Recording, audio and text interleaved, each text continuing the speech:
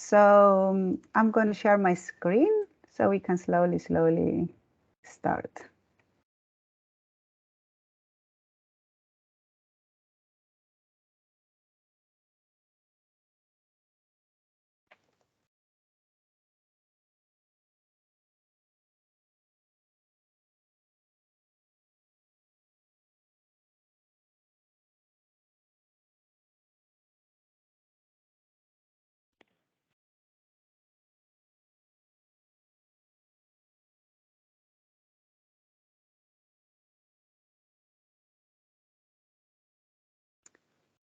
So just to begin with, I would like to welcome everybody. For those who meet me for the first time, my name is Nicole Stilianu. I'm the nutritionist and dietitian of MCTC Marines, and I'm very happy to present today's webinar, which is focused on healthy eating for exercise enhancement. Our webinar today will be covering the following: the importance of healthy eating for exercise enhancement, nutrition and exercise performance, how the muscles work, how to fuel them up with energy, carbohydrates and exercise, a little bit about chemistry, but not in so much in depth, but it's very important to know what is going on behind when we eat the carbohydrates, like glucagon, glycolysis, carbohydrate metabolism, what is aerobic metabolism and what is anaerobic metabolism, and how we can use all of this to emphasize more on our nutrition so we can promote more the well-being and have extra energy while exercising, the importance of protein in exercise, nutrition plans for before doing an exercise or a physical activity, during doing a physical activity, and after physical activity, and also the importance of differentiate all those if they are intense exercises, if they are low pace exercises, about water and fluids and how important they are. And at final stage, we're going to say some conclusions and some recommendations.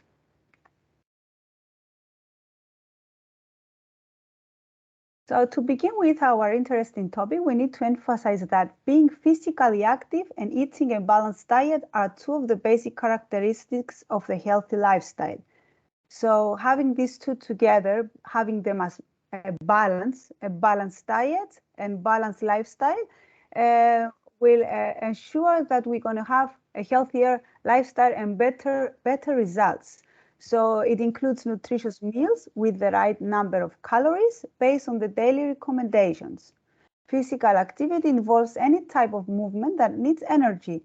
And this means that all shapes, all sizes, all abilities someone might have, any age or gender, can benefit from exercise and physical activity. And we always support that even some physical activity is better than nothing.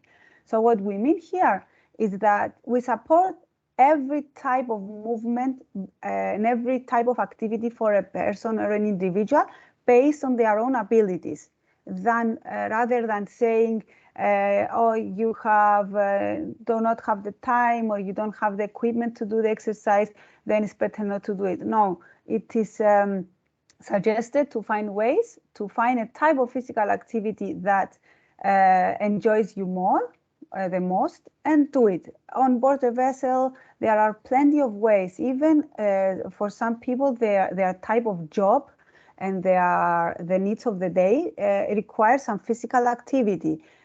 Going up and down the stairs, walking around the deck, doing some exercises in your own room, dancing. These are also involving type of physical activity. However, we suggest that besides the working needs that require physical activity, carrying boxes or doing a rough working schedule, to find at least some days of the week, sometimes to engage in an exercise or a physical activity that also help the mind and the brain and the muscles to relax. Because when we do the exercise for fun, let's say for our enjoyment, it benefits even more the body than the actual job requirements. However, they are still physical activity. And eating healthy and being physically active can benefit on the following. They promote weight loss for sure. They prevent weight gain, they enhance the muscles, they reduce the risk of developing chronic illnesses and diseases like high blood pressure, diabetes, stroke, cancer, several disabilities, cardiovascular complications, neurological disorders, vision problems, poor immune response. They improve for overall well-being. They decrease constipation through better circulation of the blood and the lymphatic system, which removes the toxins outside of the body. So it helps through the movement. It decreases the chances of developing anemia. It helps in mental health and brain function, as we said in previous webinars also. It improves sleep and mood. Many times after finishing the exercise, before doing it, you might feel tired and not motivated enough. But when you finish it, for sure, you will feel so nice about yourself because many hormones of happiness are also excreted while doing the exercise. They reduce the risk of injuries and illnesses because we become more flexible and the muscles and the joints are more flexible, so it reduces the risks of that. And assuring the best recovery after exercise and a training program while you are regularly exercising. The dietary patterns that suit best on an individual will depend on the amount and intensity of the activity. So we need to differentiate all these. Those that start to get more active now, they are beginners, let's say. Those meeting the activity guidelines already, so they are actually exercising approximately 150 minutes of moderate activity per week. And those who are active at higher levels.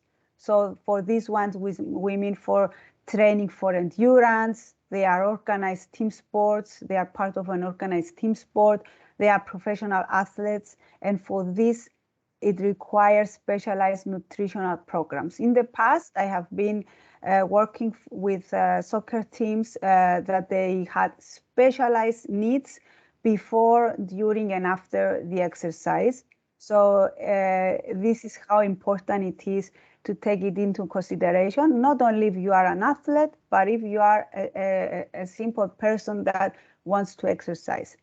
You will see today that doing few steps will help you to have better results and why sometimes you feel you have no strength to continue. So we need to take a minute though and speak about obesity, a threatening and increased health problem through the world, because based on research, obesity levels are still very high. Approximately 30% of global population are overweight or obese, and this is expected to rise to half of population by 2030. So we need to do something. Here I must note that many times people have the misunderstanding that doing exercise can let them eat more or have a more unhealthy products in their diet, and it results in having no result. Actually, they have no results while exercising because they do the exercise and they don't watch the calories, the total calories of what they eat. So 70% of making a change in the body weight is a nutrition and diet plan, and 30% comes to married with healthy nutrition is the exercise. So the whole concept leads to a balanced outcome that will help, one helps the other. Good nutrition helps the physical activity to be more efficient, and physical activity helps the nutrition plan to be more efficient. So it's vice versa. So the basic reason for this growth is what I said, is the imbalance between exercise and energy intake. So people eat more of what they take out, of what exercise they do, of what energy they give. So if the energy we mean what we eat, is higher than what we expend, then we have weight gain. And globally, there is an increase, unfortunately, in energy-dense food, meaning high intake of processed food, which means high in saturated fat, high in salt and sugars, high in processed meat. Processed meat is so unhealthy. They are high in fat, also high in sodium. The processed meat is referred for salamis, bacon, ham, sausages, It's better to eat lean meats, lean cut meats than choosing the processed one. Processed food might be in the cookies, it's hidden in all the ready-made products. Also, sugar is hidden under that. So we must be careful to choose as much fresh or as much as made from scratch food items to avoid the processed food. And it has been shown that teenagers and children, they consume even higher amounts of sugar than the recommended doses. And we want to start early. We want to arise the awareness of starting early to make changes, because if you introduce sugar in your body from young age, then growing up, you feel that you need it even more. And but there is never too late to cut it from your diet, not completely, but decrease it as much as you can, because it's hidden everywhere. So you must note that obesity, it can be reversible, it can change. We have seen results through the years of people making lifetime changes through doing some small steps, like through limit processed food, as we said, through increasing physical activity, through reducing sitting time, and through reducing the use of tablets, smartphones, and watching TV, or just sitting too long. So get up when you have free time and try to find something you enjoy the most. Healthy eating can provide additional energy, because low energy can result in poor performance during sports, especially if not getting enough of the followings. We have noticed that too. Some people, they start exercising thinking that eating too low of calories or carbohydrates or too low of fluids might result in more weight loss. This, though, will cause low energy for performing and feeling the fatigue, maybe having migraines or headaches. So it is recommended to eat enough so you can produce more during the physical activity day. Also, we have noticed for these people that eat too low of calories and intake low meal plans, they might have iron deficiency, vitamin and minerals are low, also protein is low, and they might notice also low, their blood pressure might drop, their glucose levels might drop, and that will cause the release of hormones that I'm going to explain in a while in the presentation. So the amount of food needed depends on the following: the type of sport, always remember that, not every sport is the same, the amount of physical activity, how many days per week, and the amount of time spent doing that physical activity. So is the type of sport, is the days per week, and the hours spent per days per week.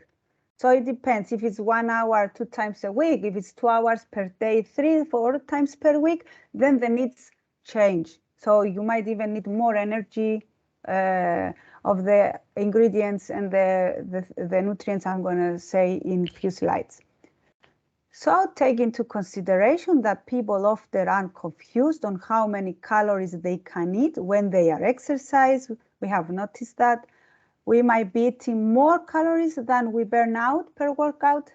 We must avoid taking more energy than what we expend. And we might eat less calories than required for maintaining energy balance and perform poorly during exercise sessions. So all these are what is need to be taken into consideration. Always remember, avoid exercising with fully empty stomach. Try to have eaten something approximately 1 to 2 hours before, depending from the intensity of the exercise. We're going to speak about it also.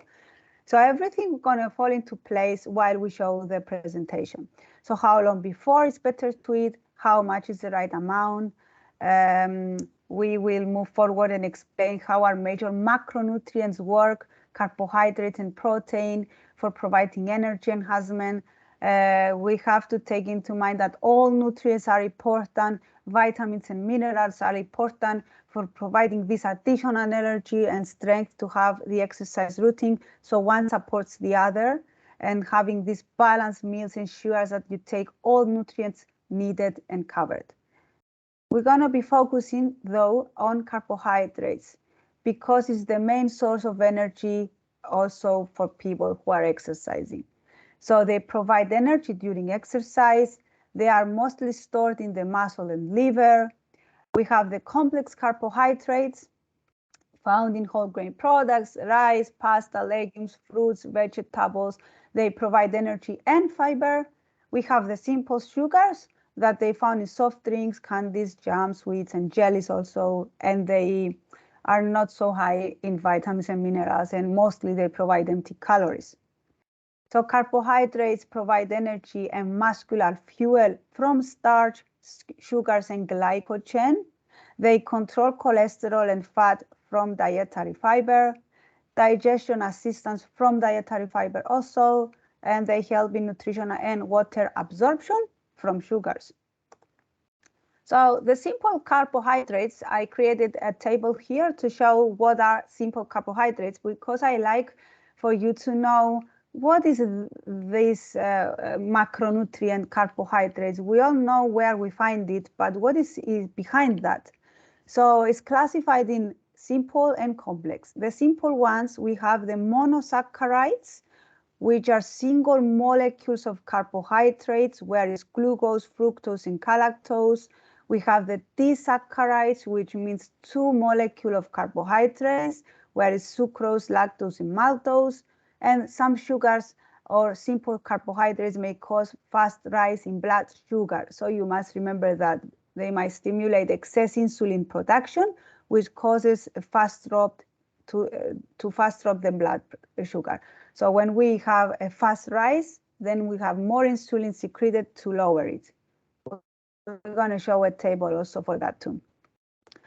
And as you can see here, these are the complex carbohydrates. We are not going to go into much depth, just to know that we have the oligosaccharides, meaning 3 to 20 molecules. They are partially digestible. They are found in fiber from plant tissues, asparagus, leeks, onion, chicory, legumes. They promote growth of healthy microflora, which is very important for our gut. They provide probiotics and prebiotics, that they protect our intestines and the gastrointestinal tract. And we have the digestible polysaccharides, which is 20 plus molecules, and the digestible polysaccharides, 20 molecules non-starch carbs. So as you can see here, the complex carbs should provide source of energy, and these ones are found usually also in sports drinks because they are very, very high in energy. They are found in cereal, foods, cornmeal, pretzel, flours, oats, pasta, rice, potato, root vegetables, and unripe fruits. And also the indigestible ones are the ones that provide also extra fiber. They are important for the GI tract health and disease resistance. And as you can see, the beans, corn, grains, quinoa, peas, seeds. But depending on the type of activity, we might suggest, let's say, take more of the digestible ones before the exercise, and take some of the indigestible after the exercise. But this depends also on the high intensity or the type of exercise. And then some other carbohydrates you see here, mannitol, sorbitol, all these found in berries, peanut butter, candy, squash, sweet potato. Some they are found also in the digestible or in the digestible. They might have known to cause GI distress. So we must be careful of what is suggested before and after. So glucose is the main fuel for muscular activity. As we said, the higher the exercise intensity, the greater the need for glucose as fuel. So you have to remember that the higher you exercise, the greater the need, because you have loss of your fuel, your energy. When glucose runs out, the person stops performing as good as before.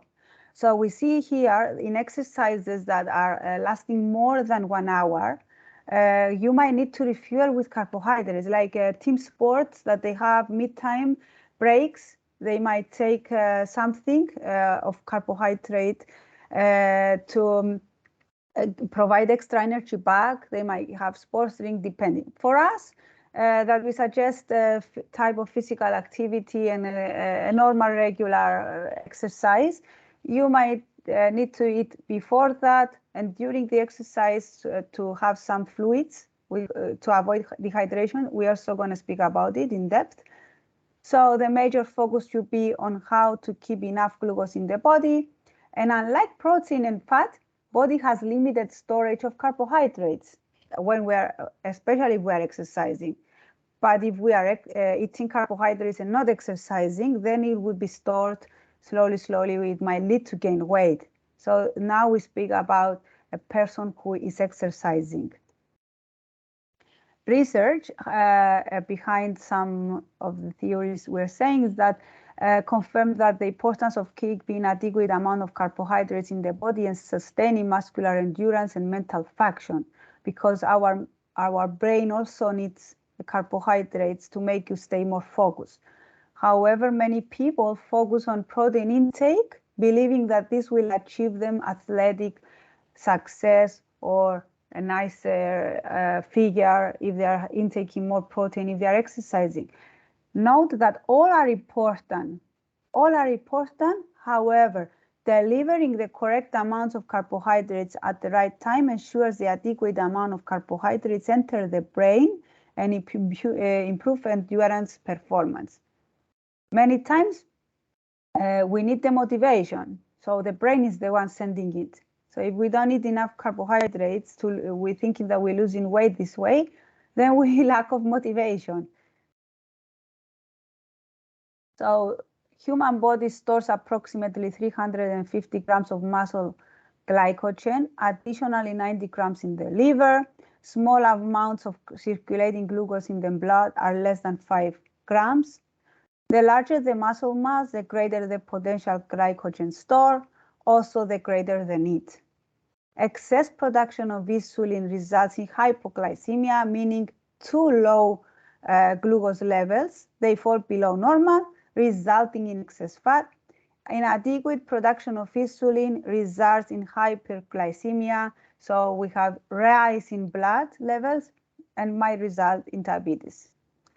Hypoglycemia, too low sugar in the blood, might be caused from some medications like insulin, taking additional insulin medication, beta blockers, alcohol abuse, antibiotics, hypothyroidism, side effects of weight loss surgery, liver or kidney problems, anorexia, problems in the pancreas, certain genetic disorders, not eating enough food or waiting too long between meals, too much exercise without snacking.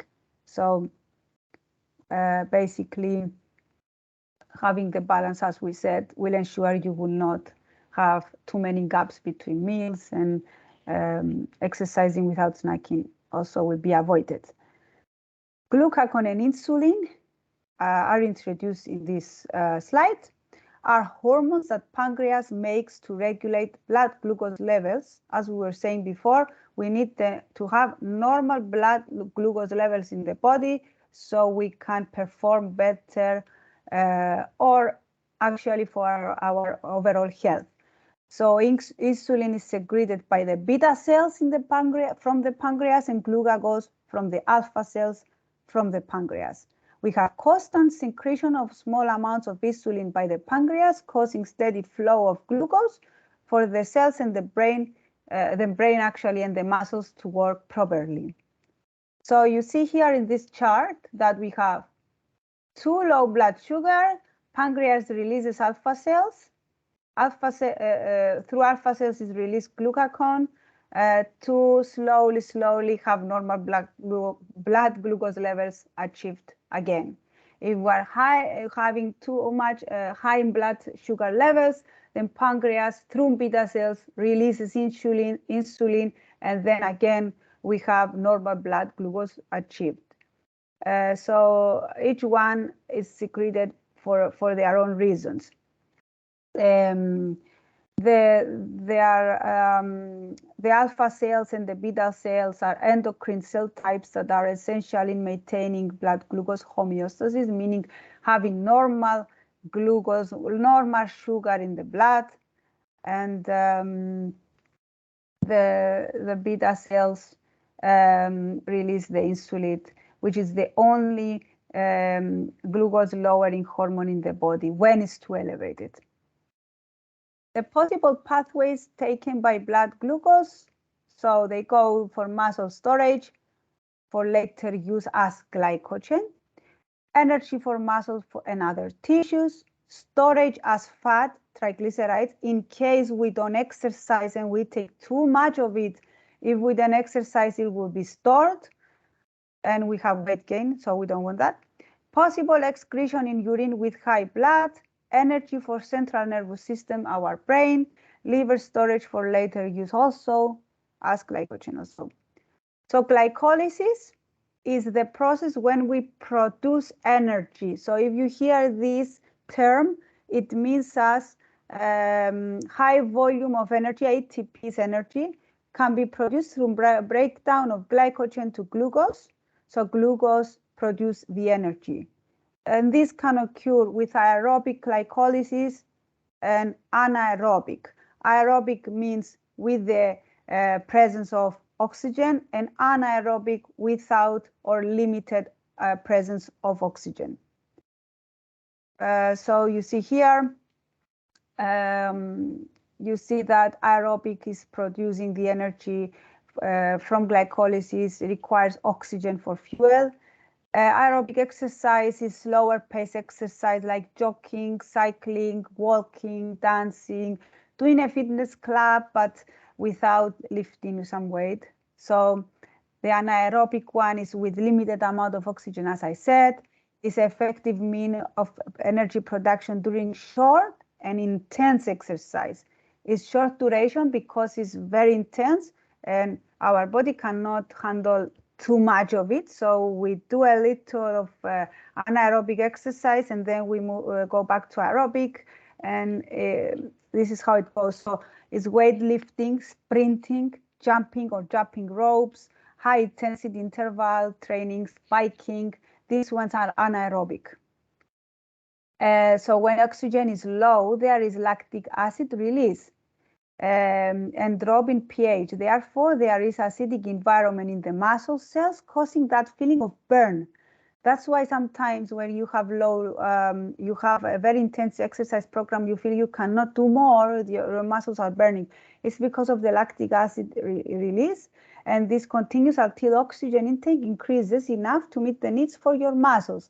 So then you stop for a while, you get the muscles get the oxygen needed, you have more strength, you exercise more. We don't want we need to take breaks because it helps the oxygen to return to the muscles, because we don't want the buildup of lactic acid. Then the pH will increase, it will be more acidic, and the muscles will feel weak. So having a balance in simple words of this will help to increase bone strength, weight maintenance. So the anaerobic one is the one that supports the change in the body, having the metabolism increased, fights depression, protects the joints. It's the one getting you stronger, and the aerobic one is the one that burns the calories. So a combination is very important. So the lactic acid is mainly produced in muscle cells and red blood cells, plays important role for the muscles to work correctly, and it is developed when oxygen is too low and when body breaks down carbohydrates to use energy. So this is why it's important to fuel our body with the carbohydrates, to have the right amount of lactic acid release, and having the ability to do more during our anaerobic exercise in combination with the aerobic one. If you have any questions of what I'm saying, We're going to post this presentation later on. You can always go back and look on it. You can always email us or send us your questions, and we'll be more than happy to answer them. Here is a table that shows the carbohydrates that raise blood sugar levels, the glycemic index effect. So there are some that they rise it fast and some they rise it slowly. And to move forward, we go to soluble and insoluble fibers, which are also very important part of carbohydrates and all the overall health. The soluble ones dissolve in water. They are gelatinous texture. They protect the stomach from gastritis and heartburn. They help to treat constipation and reduce cholesterol. It's contained in fruits, vegetables, legumes, and seaweed. We have the insoluble fiber that does not dissolve in water, dry texture, and like found in whole grains, nuts, and seeds. It also reduces cholesterol, and it has the feeling of it gives us a feeling of being full and complete and not feeling hungry when we eat them. Here are some of the soluble and some of the insoluble, not soluble fibers. So you see the items: bananas, barley, beans and legumes, carrots, all these. And on the other side is the barley, the beets and Brussels sprouts, the cabbage. So they are classified as not dissolving water, so non-soluble fibers. So to move to protein now, slowly we're moving to protein. Another macronutrient that is important for exercise. Through exercise, we are training and breaking muscle fibers, and then we need to have them repaired. So protein is made up by amino acids that are building blocks of muscles, bones, skin tissue, and organs. So need to take enough adequate amount, because then the body will have to break down muscle to obtain the amino acids needed for function. That's why it's important to intaking the enough protein needed. So they make you also feel full for longer. So they support you. You don't having the need of hungriness. They boost the metabolism. They help for extra muscle growth. They repair the body tissue. They strengthen the training changes muscle structure. Protein can also be used by the body for energy, but only after carbohydrate stores have been used up. So it might give you some extra energy through your exercise routine. They are very important when being physically active. So having a balance of that is also very important. And approximately 20 to 40 grams of protein intake half to 1 hour after exercise, it's important. However, you must be careful on how much protein you take, because if protein intake is too high, then we have increasing body fat. It will be stored as increased body fat in the body. So in taking too much protein, it increases also the risk of dehydration. And we don't want that for our muscles and the circulation of the body. So we might have also loss of calcium. We might affect our kidneys if it's too high, if a person is too much protein through their food and also taking additional protein powders. So this can be dangerous. It needs to be based on the individual and based on their weight, total body weight, the muscle mass, the gender, the bone structure, everything we need to take into consideration when we suggest protein intake. So if a person is focused on eating additional protein, it might be result in eating less carbohydrates that are the most important source of energy. So we don't want that. We want to have the balance, and we want to take the energy needed from the carbohydrates and support through protein.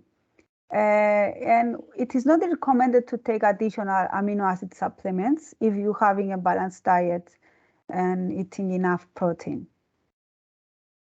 Water and fluids are also very important. They keep the body hydrated. They are essential for people who are training especially. So if you are doing a physical activity, a type of exercise, remember to drink water, helps the body to maintain or adjust to the correct temperature. Body releases several liters of water while exercising through sweating, so we need to drink more. And remember that clear urine means that the person is fully hydrated. Suggestions for staying hydrated is drink plenty of fluids, 2 cups of water 2 hours before workout. Start exercising with enough water in the body. So ensuring that through drinking 2 hours before. 1 to half to 1 cup fluids for every 15 to 20 minutes of exercise. It is suggested to intake only water the first hour.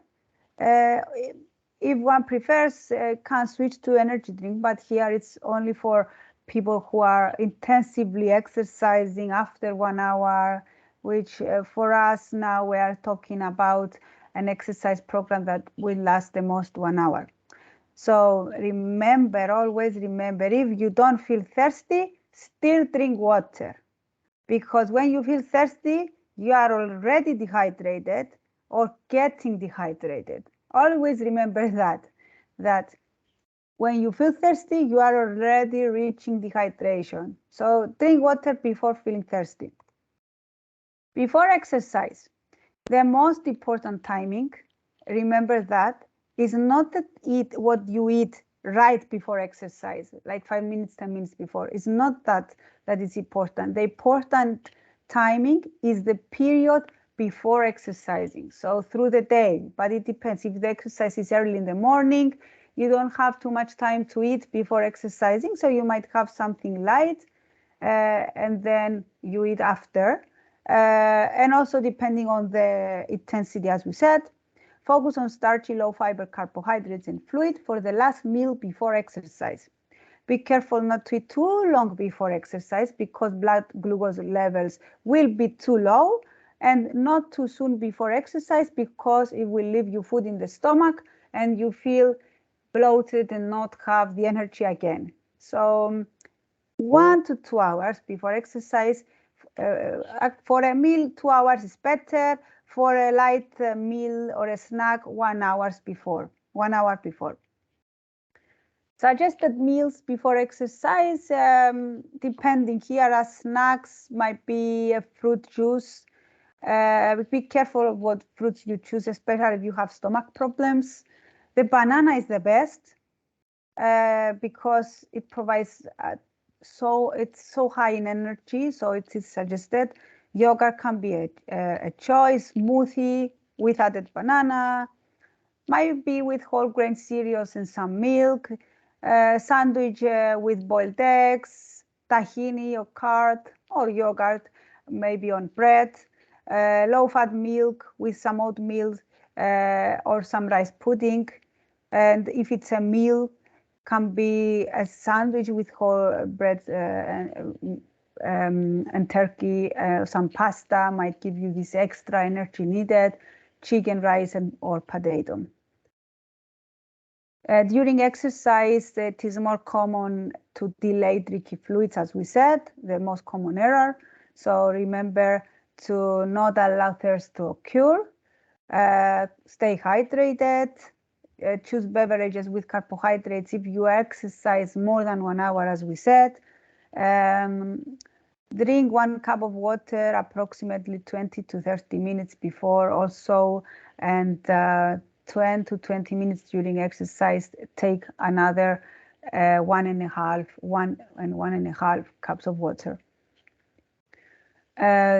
During intense aerobic exercise, for people who are interested in doing intense working aerobic exercise, this can occur when you are off the side of the vessels and you are home, so you are more available of doing a more intense program. But still, while on board the vessel, still you can have an intense program depending on the availability and your time. So for that, we suggest that you might take a granola bar or some carbohydrates like a break in between if it's longer than 1 hour. But if not preferred, just water, it's okay, because you can eat after it and recover. So after exercise, dehydration, if you didn't drink enough water, you might result in dehydration, as we said. But what is dehydration actually meaning? It causes delay in gastric emptying. So gastric emptying is the process when the contents of the stomach are moving to the duodenum of the intestines. So if you see here, they move from the stomach down to the intestines. And a dehydrated person or athlete should not consume food or beverages in high amounts after exercise if they are dehydrated. They should sip small amounts of fluid slowly, not large, until they feel hydrated again. So until dehydration resolves, until it goes away. Because the greater the level of dehydration, the less amount of food is tolerated, and you will feel pain or bloated. You might even notice that. So if in case it happens, remember sipping some water slowly, and then an hour after, you can have your meal. So it's important, of course, to eat after exercise, because I hear that sometimes that I want to lose weight, I will exercise. What are you gonna eat tonight? I'm not gonna eat anything because I'm on a diet. So this is the most one of the biggest mistakes. You need to eat after. It helps in rebuilding the stored energy in your muscles, especially if heavily exercised. People who train more than 90 minutes should also drink carbohydrates or eat carbohydrates and protein 2 hours later, at least. Some suggestions are snacks for snacking. Can be mixed nuts, can be yogurt meal, oatmeal, or granola if you don't want a big meal after. Or if your exercise was early, you can have a snack and then move to your meal. Snacks that include rice or rice pudding for vegetarians, they can take plant-based protein and rice. But if the exercise is less than 60 minutes, then it is not required to have a snack right away. You can move to your next meal. Some suggestions, additional ones for meals, can be combinations. It can be any of these. This is the rice again, the milk with cocoa, the banana again, lean protein, nut butter, power greens, quinoa, bulgur, whole grain wraps and tortillas, yogurt, nuts, pretzels, turkey or chicken with potato and vegetables, red meat, sometimes per week, also for loss of iron, boiled vegetables and rice, avocado, that is suggested to take after the avocado, not before the exercise, pasta, if it was too intense, depending, baked potato, broccoli, and lean steak. So to finalize slowly, be careful when choosing a training program and a diet plan. Might harm the body and organism. So you must be very important of your choices. Keeping too low body weight or losing weight very fast might seriously affect your health. Set realistic goals. We always emphasize this.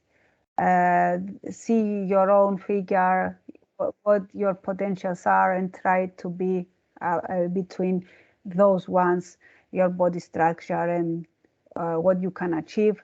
It's important for young people because it might affect their growth, and it's important for people in their late mid ages also. It might cause health problems. Always advises a professional dietitian, a physical education instructor if you want additional advices to ensure that you follow a safe program.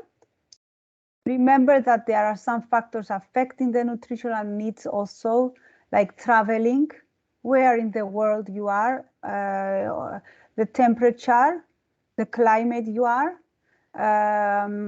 Because if it's too hot outside, having some other choices for exercising, while if it's too cold, some other choices of exercise. The altitude also plays a serious role, the gender and the age, and the body composition and weight of the individual. So to conclude today's webinar, we must remember that we spoke that variety, balance, and moderation are one of the most important factors to remember when choosing a diet plan, a nutritional meal plan, and a physical activity or a sport or a type of exercise. People who are physically active have special nutritional needs. Always remember that. Usually they do not need more protein than other people, but they need more carbohydrates. And also the carbohydrates are stored as energy in the liver and muscles. So they help you to perform better. During exercise, this supply is used up very quickly. So remember that. And the next time you will be engaging in a type of exercise, know that the combination and the balance is the best way to have better results. Some resources that helped me conduct this webinar today are shown here. And thank you so much for your time. I'm very happy to share all this information with you. And I'm going to stop sharing my screen. And for any of you that you would like to have any questions, you can always send us an email. Always ask your questions, and we're gonna revert back for sure with anything, any information needed.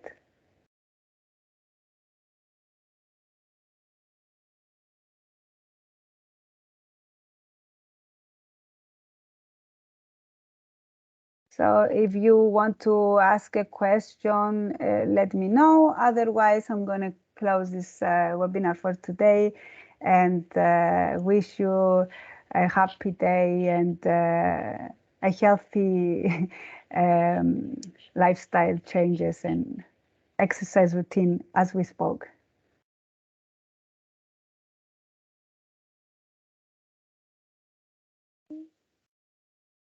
Okay, so thank you very much and have a good day.